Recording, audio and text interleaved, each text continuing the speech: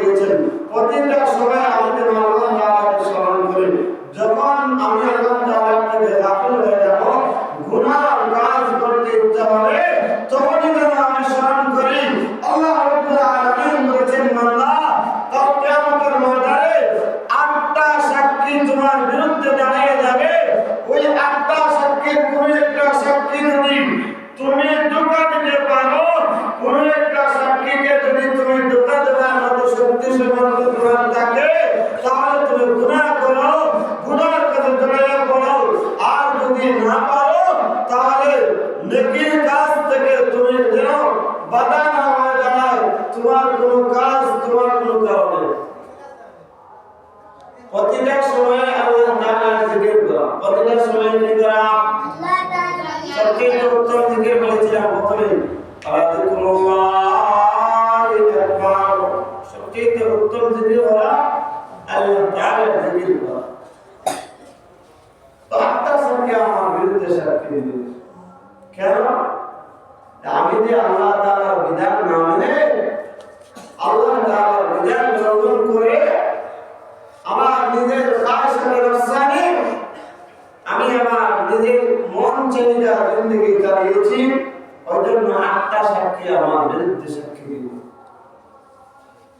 যে জমিনের উপরে হেঁটে হেঁটে আমি আমার জীবনের জীবিকা নির্বাহ করি, যে জমিনে চলে চলে আমি গুনাহের কাজে লিপ্ত হই, যে জমিনে চলে চলে আমি মানুষকে ধোঁকা দেই, যে জমিনে চলে চলে আল্লাহ তাআলার হক নষ্ট করি, যে জমিনে চলে চলে বান্দার হক নষ্ট করি, ওই জমিনে চলে চলে আমি শয়তানের ধোঁকায় পড়ে শত্রুদের সাথে মিশে আল্লাহর বান্দাদের বিরুদ্ধে চক্রান্তে লিপ্ত হই, ওই জমিন কিন্তু আমার খবরগুলো পৌঁছে দেবে। কাল কিয়ামতের ময়দানে আল্লাহ তাআলার সম্মুখে আল্লাহ তাআলার কাছে জমিন বলবে, আল্লাহ তোমার বান্দারা যখন দুনিয়াতে গুনাহ করেছিল, তোমার বান্দারা যখন দুনিয়াতে গুনাহ করত, তখন তোমার নিকট আর্তনাদ করেছি, তোমার নিকট চাইছিলাম, আল্লাহ ওই পাপিষ্ঠকে যেন আমি মাটির ফাটল দিয়া 2 ভাগ হইয়া মধ্যখানে গর্তের ভিতরে পাপিষ্ঠ নাফরমান বান্দাকে ঢুকে এনে আর এরপরে চাপ দিয়া দুনিয়া থেকে তামাম করে দেই। ওই দিন তুমি বলেছিলে, না না, মাটির জমিন তুমি তো আমার হুকুমে চলো, ইনিল হুকমু ইল্লা লিল্লাহ, আল্লাহ তাআলার হুকুমে যদি চলো তো তোমার কোনো ক্ষমতা নাই আমার বান্দাকে গ্রাস করার, বান্দাকে এবার গজবে দেওয়ার। আমি যখন অর্ডার দেব তখন তুমি সাক্ষী দেবে কাল কিয়ামতের ময়দানে। তো মাটি বলবে, আল্লাহ তুমি আমার সাক্ষী গ্রহণ করো। কিয়ামতের ময়দানে 1 নম্বর সাক্ষী কি দিবে? জমিন। যে জমিনের উপর চলে চলে আমি গুনাহের কাজে লিপ্ত হই, আল্লাহ তাআলার হক আদায় করি না, মানুষের হক আদায় করি না, আল্লাহ দেওয়া যে নিয়ামতগুলো আছে নিয়ামতগুলোর পরিপূর্ণ হক আদায় করি না, তো জমিন আল্লাহ তাআলার দরবারে দাঁড়িয়ে সাক্ষী দিবে। কি বলবে? আল্লাহ তাআলার দরবারে দাঁড়িয়ে সাক্ষী দিবে যে আল্লাহ তোমার বান্দা গুনাহের কাজে লিপ্ত ছিল, তোমার বান্দা গুনাহের কাজ করতেছিল, তুমি আজকে আমার কাছ থেকে তার গুনাহ জবাব নাও। তাহলে তারা জমিনকে বলবেন যে বলো আমার বান্দা কোন কোন কাজে ছিল, তো জমিন সাক্ষী দিবে। জমিনের যে সাক্ষী দিবেন আল্লাহ তাআলা সূরা জিলজালের 4 নম্বর আয়াতে বলেন, সমস্ত দুনিয়ার মানুষকে আমার বান্দার বান্দিরা শোনো, কিয়ামতের দিন বিচারের মাঠে 8টা সাক্ষী তোমাদের বিরুদ্ধে দাঁড়িয়ে যাবে। 1 নম্বর সাক্ষী হলো জমিন। জমিনের সাক্ষী নেওয়া আল্লাহ কোরআনের ভাষায় জমিনের সাক্ষী নেওয়া হবে, তা আল্লাহ তাআলা বর্ণনা করেছেন সূরা জিলজালের আয়াত নম্বর 4।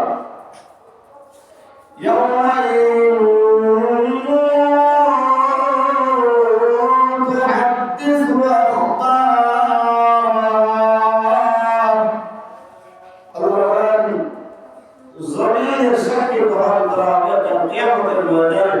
জমিন সাক্ষী দিবে, জমিনের সাক্ষী কে গ্রহণ করবেন? আল্লাহ বলেন, জমিন যে সাক্ষী দিবে কিয়ামতের ময়দানে বান্দার বিরুদ্ধে, তো কে গ্রহণ করবে সাক্ষী? আল্লাহ। কে? আল্লাহ। তো জমিনের গুনার কাজ করব আর যদি না পারি জমিনের উপরে বসে আর 2 কে 4 4 কে 2 বানানো যাবে না। 2 নম্বর সাক্ষী দেবে আমার হাত,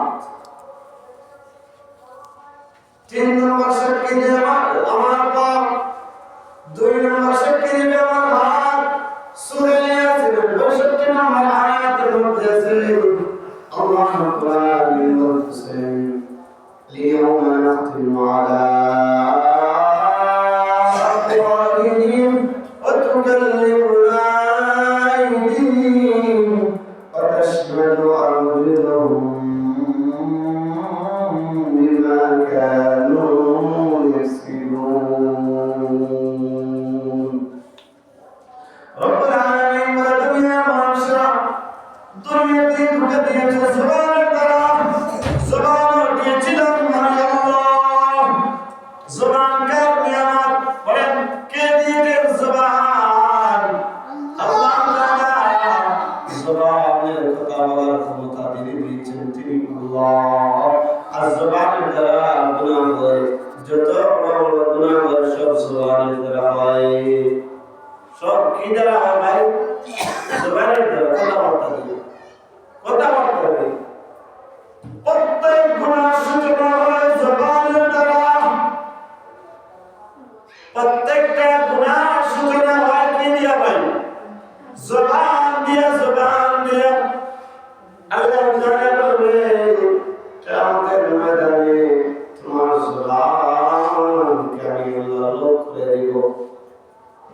আল্লাহ তাআলা কিয়ামতের ময়দানে বান্দার জবানের মধ্যে লোক করে দিবেন। বান্দা চাইলে দুনিয়াতে যেভাবে ধোঁকা দিয়েছিল মানুষকে, ওইভাবে আল্লাহ তাআলাকে ধোঁকা দেওয়ার, কিন্তু আল্লাহ বলেন না না, দুনিয়ার ধোঁকাবাজি তো আমি আরবের সামনে চলে না।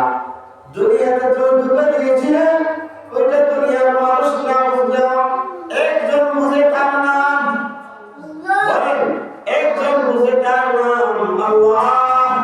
দুনিয়ার সমস্ত মানুষকে ধোঁকা দেওয়া যায়, সমস্ত মানুষের সাথে ধোঁকা দেওয়া যায়, সমস্ত মানুষকে মিথ্যা কথা বলে সত্য বানানো যায়, কিন্তু আল্লাহ তাআলা আসমান থেকে আসতে ছেড়ে ছেড়ে তাকে বলে আমার বান্দারে যে জবান দিয়ে তুমি গুনাহ কাজ করতেছো, যে জবান দ্বারা তুমি গুনাহ কাজ করো, ওই জবানের মধ্যে কিয়ামতের ময়দানে লোক হবে, তালাওয়াত হবে।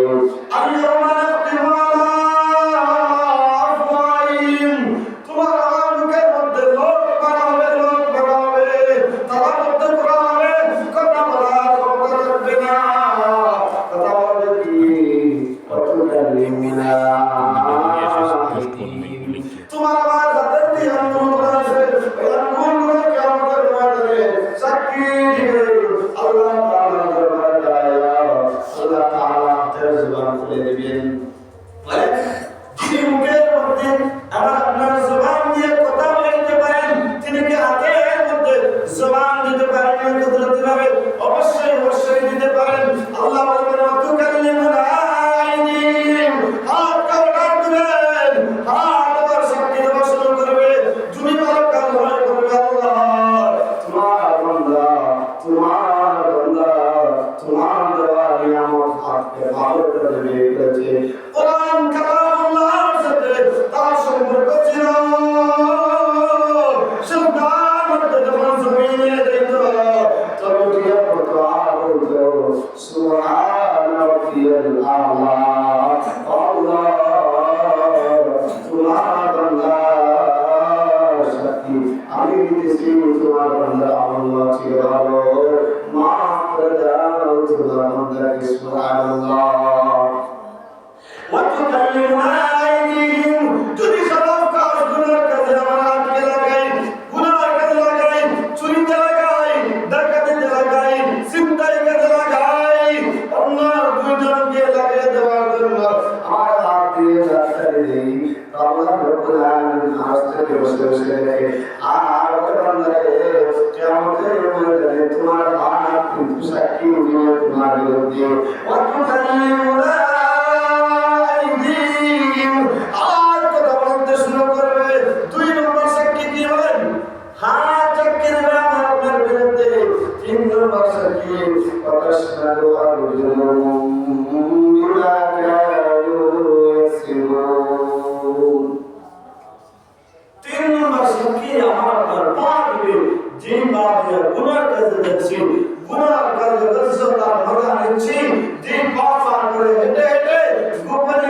2 কে 4 বানাচ্ছি, 4 কে 2 বানাচ্ছি, 2 দিনের ভিতরে বিতর্ক লাগাইয়া দিয়া আমি মজা নিচ্ছি। ওই পরকাল কিয়ামতের ময়দানে আল্লাহ তাআলা সম্মুখে দাঁড়ায়া সাক্ষী দিবে, আল্লাহ আমি তো তার একটা অঙ্গ ছিলাম, তোমার নাফরমান বান্দাটা প্রতিটা সময় প্রতিটা মুহূর্তে গুনাহ করে আমাকে বের করেছে। আলহামদুলিল্লাহ।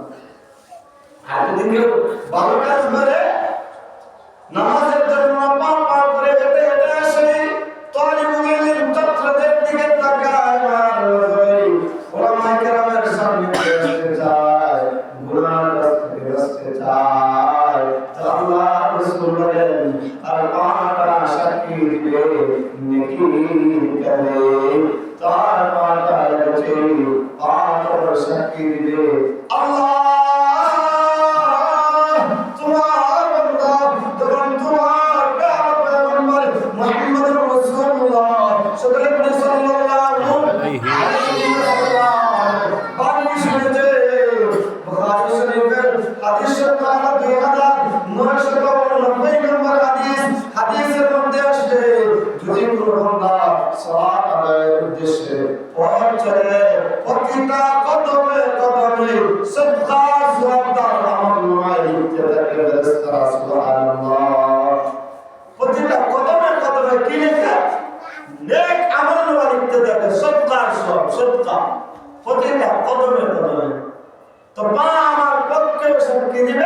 যদি ভালো কাজে রাখি, আবার বিপক্ষে সাক্ষী দিবে যদি আমি গুনাহ কাজে রাখি।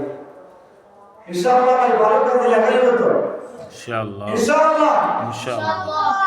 তো গেলে তিনটা সাক্ষী, এবার চার নম্বর সাক্ষী আমি আপনি যে কান দিয়া কথা শুনি, আমরা কথা শুনি কি দিয়ে ভাই বলেন বলেন, কান দিয়া, কি দিয়া? কান আমরা ওইটা পদ্ধতি হবে আল্লাহ তাআলা আমাকে আপনাকে দিয়েছেন। আল্লাহ রাব্বুল আলামিন বলেন যে তোমাদেরকে কান আপনি আমার দেওয়া হয়েছে, ওই কান দিয়ে তোমরা কোরআন কারীমের আয়াতুল কালামুল্লাহ শুনো, আল্লাহ কালামের সাথে তোমরা মিলিত হও, আল্লাহ তাআলা কালাম শুনে শুনে সার গ্রহণ করতে পারো। যদি কেউ ভালো কাজে কাম করে ব্যবহার করে, আল্লাহ তাআলা তার জন্য জান্নাতে ভালো ভালো নিয়ামত করে দেন। সুবহানাল্লাহ। আল্লাহ বান্দা যখন কালাম শুনে আল্লাহ তাআলা গুসা হয়, বান্দার প্রতি রাগান্বিত হয় যে আমি দিলাম তার কান নিয়ামত দিলাম ভালো কাজ করার জন্য, গুনাহ থেকে বাঁচার জন্য, আমার ওই দেওয়া নিয়ামতকে নাফরমান গুনাহ করে ব্যবহার করছে। আল্লাহ তাআলা বান্দাকে জানিয়ে দেয়, ও আমার বান্দা তোমার কান তোমার বিরুদ্ধে সাক্ষী দিবে। সূরা ফুসিলাত, সূরা ফুসিলাতের আয়াত নম্বর 20, ওই আয়াতের মধ্যে রব্বে কারীম দেখে বলেন আত্তা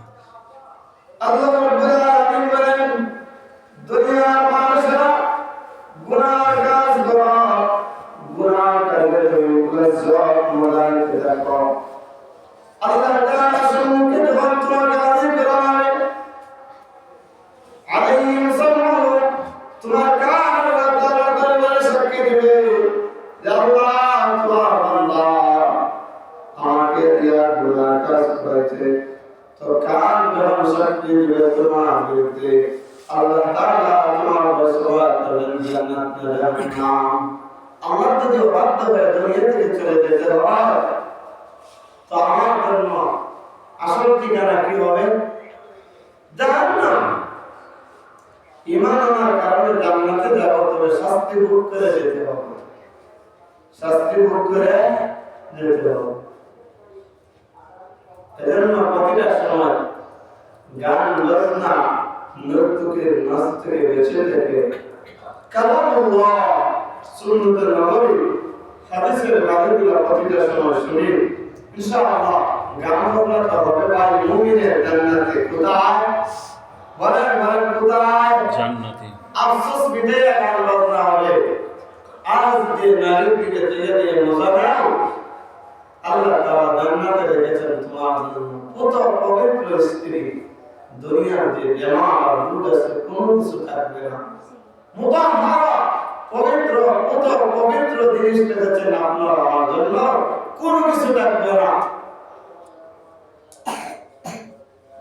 তো এজন্য প্রত্যেকটা সময় আল্লাহ তাআলার জিকির করা আল্লাহ তাআলার বিধিবিধান মানা কোরআন হাদিসের ইলম শিক্ষা গ্রহণ করা তার থেকে ফায়দা নেওয়া আর আল্লাহ তাআলাকে চিনা আজ আপনারা আমার বাচ্চারা কেমনে দিন শিখবে কেমনে বুঝবে যদি কোরআন হাদিসের ইলম না থাকে এজন্য বলছি ভাই গুনাহ কাজ করলে কানও কিন্তু আপনার বিরুদ্ধে সাক্ষী দিবে আপনি আমি মনে মনে ভাবতেছেন আমার কান কি আমার বিরুদ্ধে সাক্ষী দিবে এটা তো আমার কাজ আমার হাত কি আমার বিরুদ্ধে চলে যাবে এটা তো আমার কাজ আমার নাক আমার চক্ষু কি আমার বিরুদ্ধে চলে যাবে এটা তো আমার পা এটা কি আমার বিরুদ্ধে চলে যাবে এটা তো আমার আল্লাহ বলে না না তুমিও তো আমার বলেন আমরা কার বান্দা কে আমাদেরকে সৃষ্টি করেছেন আমাদেরকে আল্লাহ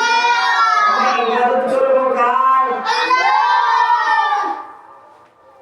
তো প্রতিটা সময় ওইটা যদি আমাদের জেনে রাখি যে গুনাহ করব ওই গুনাহর কারণে আমি এখন আপনি পাকড়াও হব আর বিরুদ্ধে আমার বিরুদ্ধে 8টা সাক্ষী দাঁড়িয়ে যাবে আর গুনাহ করা আমার পক্ষে কোনো সম্ভব আমার পক্ষে কোনো সম্ভব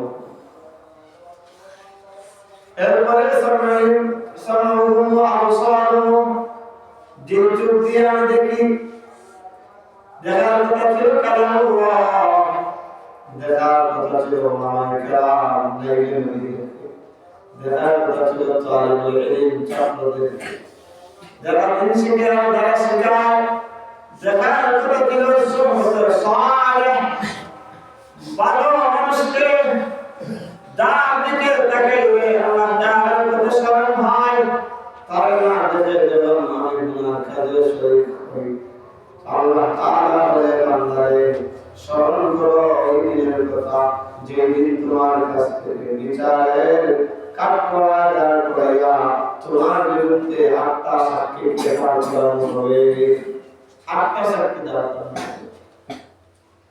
হবে بما كانوا يعملون